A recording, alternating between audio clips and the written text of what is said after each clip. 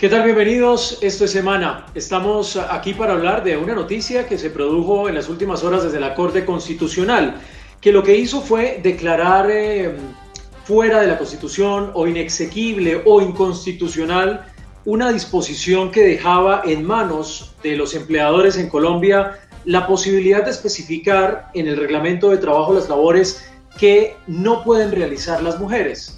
En este caso, lo que hizo la Corte fue tumbar esa parte donde dice las mujeres. Esto quiere decir, palabras más, palabras menos, que hombres y mujeres pueden en Colombia realizar las mismas labores por igual. Pero estamos aquí conversando en Semana con el joven estudiante cuya demanda llevó a que la Corte se pronunciara, Daniel Enríquez. Daniel, bienvenido a Semana. Hola, ¿cómo están? Muchas gracias por el espacio. No, Daniel, a usted muchas gracias. Bueno, Daniel, empecemos hablando entonces de esta decisión tan importante, la ponencia de la magistrada Cristina Pardo, en resumen y para que los televidentes entiendan qué fue lo que se decidió aquí, Daniel, y cuál fue el argumento de la demanda. Bueno, empezamos por el argumento de la demanda. Consideré que el artículo del Código Sustantivo del Trabajo es violatorio del principio de igualdad y violatorio del preámbulo de la Constitución. ¿Qué significa esto? Sencillamente que el orden constitucional tiene que ser justo e igualitario, y esa norma que permitía que los empleadores prohibieran ciertas labores a la ejecución de las mujeres sin ninguna justificación era contrario, era una forma indirecta de discriminación. Como se ve el proyecto de fallo, ponencia de la magistrada Cristina Pardo, diría que esta norma viola la dignidad humana de las mujeres y que también vulnera el principio de igualdad en materia laboral. Entonces, lo que hace prácticamente es prohibirle a los empleadores prohibir labores para que las mujeres desarrollen en el entorno de trabajo. Claro. Daniel, ¿por qué era discriminatoria la expresión? ¿Qué significa que sea discriminatoria esa parte donde decía las mujeres?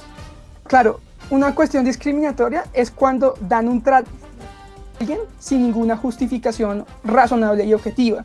Aquí la discusión es si había alguna razón de peso para que las mujeres tuvieran algún tipo de prohibición en la ejecución de labores, y la respuesta que dimos nosotros en la demanda y la Corte en el proyecto de fallo es que no, porque claramente la condición de ser hombre o de ser mujer por sí misma no constituye ninguna cuestión o habilidad, sino que depende de cada persona en particular. Y por eso mismo el reglamento interno de trabajo no puede hacer ese tipo de distinciones con base en el sexo. Entiendo, Daniel, que se vulneraban temas, por ejemplo, como la dignidad humana, la igualdad y el tema de discriminación, la igualdad de derechos y oportunidades entre hombres y mujeres. ¿Qué significa esto, Daniel?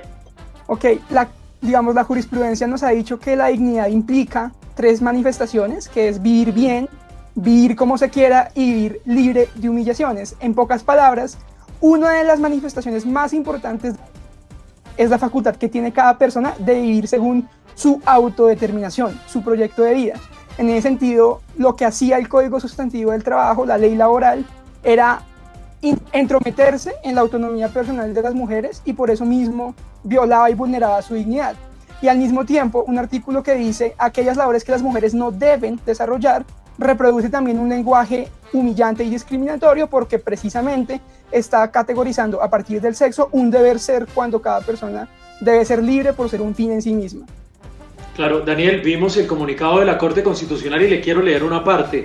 Y dice lo siguiente, y es que se reproducen generalizaciones, patrones o estereotipos que mantienen en el imaginario social y cultural la idea de que las mujeres son presuntamente incapaces de realizar ciertas ocupaciones por su condición de supuesta debilidad. ¿Qué piensas sobre este punto? Incluso menciona la fragilidad corporal, Daniel. De hecho, me parece un argumento muy... La reacción que he visto en redes sociales a la luz del fallo, muchas personas están en desacuerdo porque dicen que las mujeres ahora van a tener que hacer cargas pesadas, trabajos difíciles, y que objetivamente no pueden hacerlo. Digamos que el argumento justo es ese, que no depende de que alguien sea mujer o de que alguien sea hombre, sino que cada persona puede ser o tener unas capacidades particulares. Estoy seguro de que hay muchísimas mujeres mucho más fuertes físicamente que muchos hombres. Entonces, por ese lado, estoy de acuerdo con la Corte. Y por el lado del lenguaje, es claro, cuando la ley reproduce un patrón de discriminación, lo que hace es que en el imaginario social perdure circunstancia de debilidad y por eso mismo es muy positivo que se ha expulsado del ordenamiento con un cambio futuro que esperemos se dé algún día a Claro, nivel cultural. qué bueno, Daniel, eso es muy importante. ¿Hay machismo en Colombia, Daniel? Claro que hay machismo en Colombia, no es una discusión que me compete a mí dar, pero claro que la hay y todos los hombres somos empezar a ver e identificar dónde está ese machismo. Sí, Daniel, ¿qué lo llevó a usted? Me llama la atención, usted es estudiante de Derecho. ¿En qué universidad, en qué semestre va, Daniel? Bueno, soy estudiante de Derecho de la Universidad de los Andes, estudiante por ser que lo paga. Yo estoy en sexto semestre de Derecho y llegué a esta demanda precisamente porque estaba desarrollando una lectura de reglamentos de trabajo y me di cuenta que los reglamentos suelen tener un capítulo en donde hay una prohibición de labores que no pueden hacer las mujeres. Entonces, cuando yo dije, esto no puede ser así, revisé el código y me encuentro con la sorpresa de que la norma no está derogada, no ha sido declarada inexequible, es decir, está viva la norma, y por eso se me ocurre la idea de mandarla porque me parecía demasiado injusta en el siglo XXI que ya hemos avanzado tanto. Claro, Daniel, ¿cómo recibió usted cuando ya se entera que finalmente la Corte había tomado esta decisión? ¿Cuál fue su reacción y qué pensó en ese momento, Daniel? Claro, yo un poco ocupado en esos días, pero estaba pendiente porque el término que tenía la Corte para decidir era hasta el 2 de marzo. Así que 2 días antes me enteré que la Corte lo iba a debatir el miércoles, pero ese día como que no lo recordé. Y me empezaron a llegar correos de prensa preguntando por el fallo, entonces me enteré como de casualidad, pero cuando entré a mirar y después me remitieron el comunicado de prensa, pues lo recibí con una enorme alegría porque fue un trabajo muy importante y me parece que la Corte ha tomado una gran decisión para los derechos de las mujeres.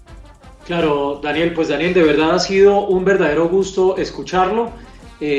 Muy importante además esta demanda y muy importante este tema y lo felicitamos, Daniel. No sabía que era de Ser Pilo Paga. Felicitaciones. Dale, muchas gracias. Pues es Daniel Enríquez, este joven estudiante, como ustedes lo escuchaban y lo veían, los argumentos de su demanda que lleva a que la Corte se pronuncie sobre la igualdad en materia laboral, para resumirles, tanto de hombres como mujeres en Colombia. La ampliación de esta noticia usted la puede revisar en www.semana.com. Mi nombre es Juan Esteban Silva y esto es Semana.